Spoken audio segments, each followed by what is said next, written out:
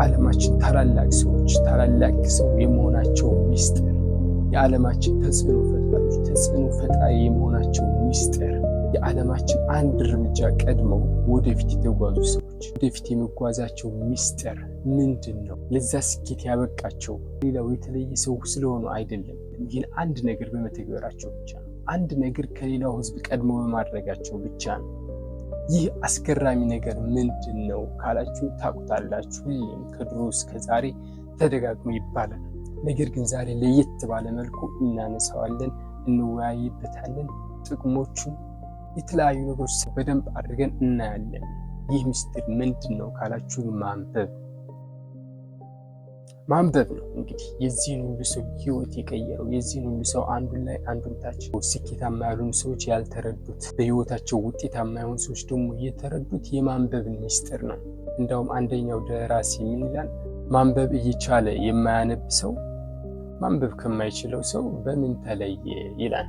የሚያነብ ሰው ከማያነብ ሰው ምን የተለየ ጥቅም ማግኘት ይችላል? እንዴት የተለየ ሰው መሆን ይችላል? የሚለው በደንብ አብራርተን እናያለን። ዛሬ የማንበብን 6 አስገራሚ ጥቅሞች እናያለን ማለት ነው። መጨረሻ ላይ ደግሞ ማንበብ አይመቸኝም፣ ማንበብ ደስ አይለኝም፣ ጀምሬ አልጨርስም እተወዋለሁ ምናምን የምትሉ ደግሞ እንዴት ጥሩ አንባቢ እንደምትሆኑ 3 መፍትሄዎችን እናነሳለን። እስከ መጨረሻው አብራችሁን ቆዩ። እኔ ሙልጌታ ጌጡ እባላለሁ። ፐርሰናል ዲቨሎፕመንት ላይ በመስራት እታወቃለሁ።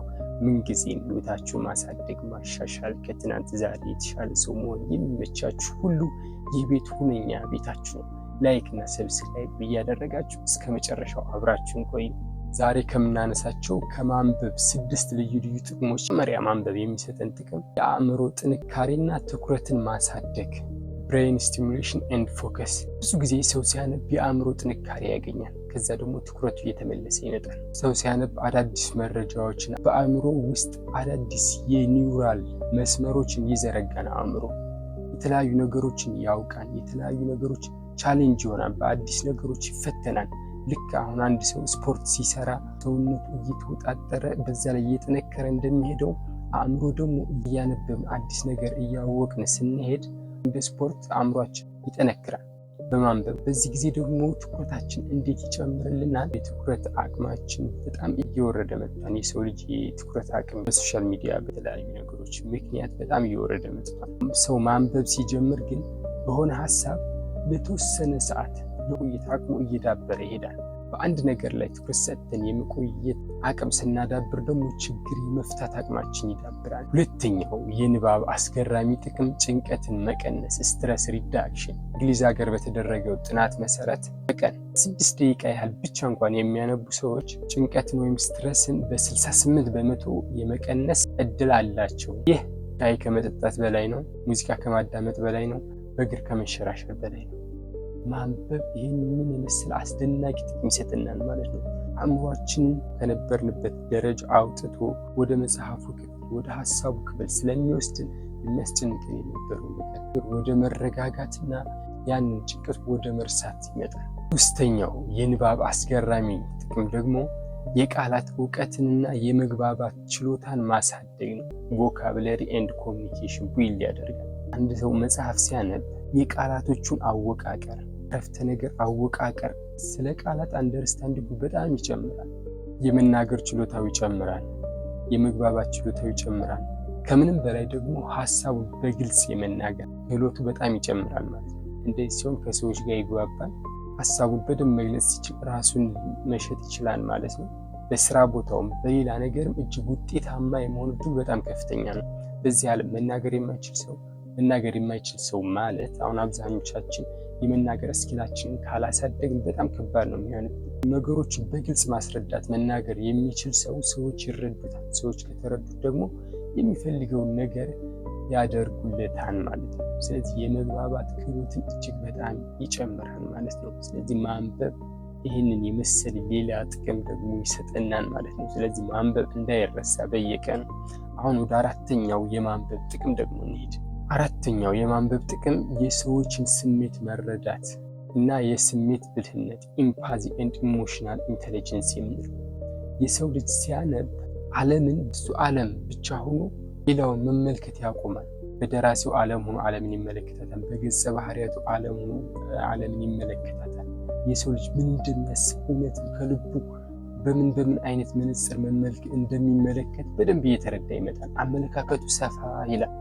እኔ እንደዚህ ያስበው ነበር፣ እኔ እንደዚህ መለከት ነበር፣ ለካ ሌላም ሰው እንደዚህ ያስባል፣ እንደዚህ ያያል የሚል እውቀቱ በጣም ይጨምራል። በዚህም ምክንያት አብሮ ከሚኖራቸው ሰዎች ጋር በአካባቢው ካሉት ሰዎች ጋር መግባባቱ ይጨምራል ማለት ነው። በሰላም የመኖር ትልቁ ሚስጥር ሰዎች አይረዱም ምናምን ይላሉ። ሰዎች በእነሱ ጫማ ሆኖ ስለማይመለከት ነው ነገሩ። የሚያነብ ሰው ግን ይህንን ቀድሞ ይረዳል። ሁለተኛ ኢሞሽናል ኢንቴሊጀንስ የምንለው ነው፣ የስሜት ብልህነት። ይህንን ማድረግ ሲችል የስሜት ብልህነት አለው ማለት ነው። ሰዎችን መረዳት ይችላል። ከሰዎች ጋር እንዴት መግባባት እንዳለበት ያውቃል። የሚያደርግ ሰው ደግሞ በህይወት በነገሮች እጅግ ውጤታማና ስኬታማ ሆኖ ነው የሚኖረው። በስራ ቦታውን ሄድ፣ በትዳር ሁኔታ፣ በቤተሰቡ ከልጆች ጋር መግባባት የሚችለው ኢሞሽናል ኢንቴሊጀንስ ከፍ ሲል ነው። ሌሎችን መረዳት ሲችል፣ የሌሎችን ስሜት ቀድሞ ማወቅ ሲችል፣ የሰዎች ጸባይ ምን አይነት የሰዎች ባህሪ ምን አይነት እንደሆነ የተረዳ ሰው መግባባት አይከብደውም። ይህ ደግሞ እጅግ በጣም ውጤታማ ያደርገው። አምስተኛው ደግሞ በቃ ብዙ ሰዎች የሚቸገሩበት የማስታወስ ችሎታን መጨመር፣ ሚሞሪ ኤንድ ኮግኒቲቭ ሪዘርቭ ይባላል። ማንበብ የሚገርማችሁ የማስታወስ ችሎታን በጣም ይጨምራል። አዳዲስ ቃላት፣ አዳዲስ ስሞችን፣ አዳዲስ ታሪኮችን፣ የሰማቸውን አንዳንድ ነገሮችን፣ አባባሎችን፣ እውቀቶችን ማስታወስ ስላለበት የግድ ይይዛቸዋል፣ በአእምሮ ያለማምዳቸዋል። አዲስ እውቀት ለማሳወቅ አዳዲስ ጥበቦችን ለመያዝ አእምሮን ያለማምደዋል። ይህ ደግሞ የማስታወስ ችሎታውን ይጨምረዋል። አዳዲስ የኒውራል መስመሮችን ከነበሩት እውቀቶች ጋር አእምሮ ለማያያዝ የድሮዎቹን ማስታወስ አእምሮ ይጠነክራል ብለናል። አእምሮ የጠነከረ ሰው ደግሞ ማስታወስ መያዝም አይከብደውም። አእምሮ እየተፈተነ ሲሄድ እያደገ ነው የሚሄደው። ስለዚህ የማስታወስ ችሎታው በጣም ነው የሚጨምረው። በየቀኑ የሚያነቡ ሰዎች በእድሜ በመግፋትና በተለያዩ ነገሮች የሚመጡ የአእምሮ መሳቶችን አልዛይመር የሚባሉ ነገሮች የመያዝ እድላቸው በጣም ዝቅተኛ ነው። ስድስተኛው የንባብ አስገራሚ ጥቅም እንሸጋገር። የማንበብ ዋናው ትልቁ ጥቅም ብዬ የማስበው ይህ ስድስተኛው ደግሞ ንባብ ራሱ መነበብ ያለበት ለዚህ ነው። ይህ ስድስተኛው የሚሰጠን ጥቅም ምንድን ነው? ሂሳዊ አስተሳሰባችንና ችግር የመፍታት አቅማችንን ያጎለብትልናል። ክሪቲካል ቲንኪንግ ኤንድ ፕሮብለም ሶልቪንግ ማንበብ የሚሰጠው ዋነኛና የመጀመሪያ ጥቅም የሚያነብ ሰው እንኳ አስተሳሰብ አይመራም። አስተሳሰቡ ሁሉ በምክንያት ነው። የሆነ ነገር አደናጋሪ ሀሳብ ሲመጣበት ምንም አይመስለውም። ይሄ እንዴት ሆነ፣ እንዴት እንደዚህ በቃ መልስ አያጣለት፣ ለዛ ነገር መፍትሄ አያጣለት የሚያነብ ሰው ማለት ነው። በቀላሉ አይሸወድም። ነገሮች፣ ችግሮች፣ ፈተናዎች ምናምን ሲበረክቱ እንዴት መፍታት እንዳለበት ያውቃል። ተረጋግቶ ምን ማድረግ እንዳለበት በደንብ ነው የሚያውቀው። የማያነብ ሰው ብዙ ጊዜ ከመንጋው ጋር ነው የሚጨመረው። መንጋው ማለት አንድ ሰው ያስባል፣ የሆነ ነገር ሳቢ ይነሳል፣ ከዛ አብዛኛው በዛ ነገር ይሄዳል። የተሳሳተ ይሁን ትክክል ይሁን ምን ይሁን በቃ አይመለከተውም። በቃ ሌላው ሰው ተስማምቶበታል አለቀ። የሚያነብ ሰው ግን ከዛ ይወጣል፣ ይለያል፣ ትክክለኛው መንገዱን ይመርጣል። ሰው ይደግፈው አይደግፈው፣ ሰው ይኑር አይኑር፣ ካጠገቡ ይቁም አይቁም፣ ከእውነት ጋር ይጋፈጣል። የተለያዩ ችግሮች ያጋጥማሉ። እነዛ ችግሮች እንዴት መፍታት እንዳለበት ይረዳል። በቃ ቀድሞ ያውቃል፣ የነቃ ነው። ምክንያቱም የብዙ ጥበበኛ ሰዎች የተጠበቡበትን 67 ዓመት የፈጅባቸውን ሚስጥር የጻፉትን መጽሐፍ እሱ በሳምንት በሁለት ሳምንት አንብቦ የተረዳ ሰው ነው። በቃ ምንም አይከብደው። ስለዚህ የማንበብ አስፈላጊ ዋነኛው ጥቅም እዚህ ላይ ነው ማለት ነው።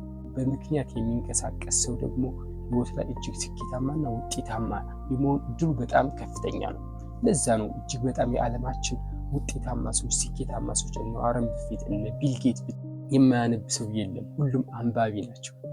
ቀድሞ መራመድ የቻሉት ስለሚያነቡ ነው። የማንበብን ጥቅም ዘርዝረን ልንጨርሰው አንቺ ከጤናም አንጻር ብትሄዱ፣ ከአእምሮ ሰላም ጋር ብትሄዱ፣ ከብዙ ነገሮች ጋር ብትሄዱ በቃ ማንበብ ጥቅሙ እጅግ በጣም ዘርፈ ብዙ ነው። የአካል ብቃት እንቅስቃሴ ለሰውነት እንደሆነ ሁሉ ማንበብም ለአእምሮ ነው ብሏን ደግሞ የሆነ አንድ ታዋቂ ደራሲ።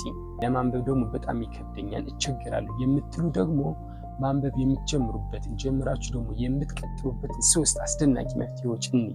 መጀመሪያው ከምትወዱት ነገር ጀምሩ።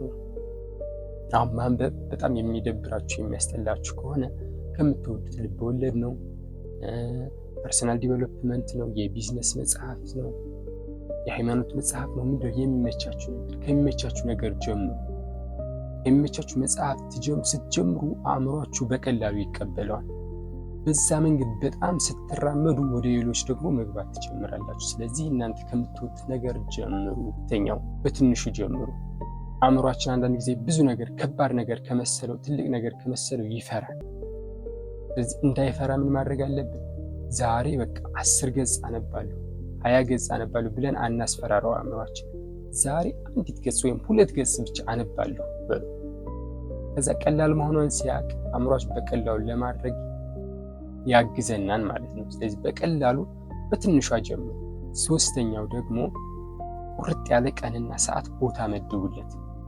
ለምሳሌ ነገ ለ5 ደቂቃ አነባለሁ ከምትሉ ይልቅ ነገ 1 ሰዓት ከ5 ላይ ለ5 ደቂቃ አነባለሁ፣ ቁርስ በኋላ አነባለሁ፣ ከራት በኋላ አልጋ ላይ ከመውጣቴ በፊት ለ10 ደቂቃ አነባለሁ አይነት ነገር ቀን፣ ቦታ እና ሰዓት መድቡለት።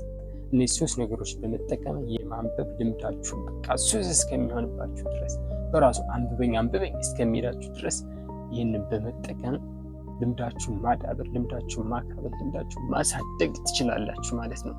የዛሬው ቪዲዮአችን ይህንን ይመስል ነበር። በእናታችሁ ግን ተግብሩት። በቃ አንብቡ። ምንም ነገር ላይ ኢንቨስት ከማድረግ በላይ አእምሮ ላይ ኢንቨስት ማድረግ ማንበብ ከምንም ነገር በላይ ነውና ስለዚህ ዛሬውን ማንበብ ጀምሩ። እጅግ በጣም ትጠቀማላችሁ። እጅግ በጣም ውጤታማ ትሆናላችሁ። ቀድማችሁ በቃ ከህይወት ቀድማችሁ 1 እርምጃ መራመድ ትችላላችሁ ማለት ነው። ዛሬውኑ ማንበብን ተግባራዊ አድርጉ። የዛሬው ቪዲዮአችን ይህን ይመስላል። እጅግ በጣም እንደወደዳችሁ ባለሙሉ እምነት ነኝ። አሁንም በድጋሚ ለቤቱ አዲስ ከሆናችሁ ሰብስክራይብ በማድረግ የደወል ምልክቷን ይጫኑ። ሀሳብ አስተያየት ካላችሁ ደግሞ ኮሜንት ላይ ሌላ ሰው እኔ አንብቤው ጠቅሞኛል የምትሉት መጽሐፍት ካለ ደግሞ ለእኛም አካፍሉና ንገሩን፣ እንጠቀምበታል፣ እናየዋለን። ኮሜንት ላይ አሳውቁን ሀሳብ አስተያየት ካላችሁ። በሌላ ቪዲዮ እስከምንገናኝ ድረስ ሰላም ቆዩ። ስለተከታተላችሁ እግዚአብሔር ይስጥልኝ።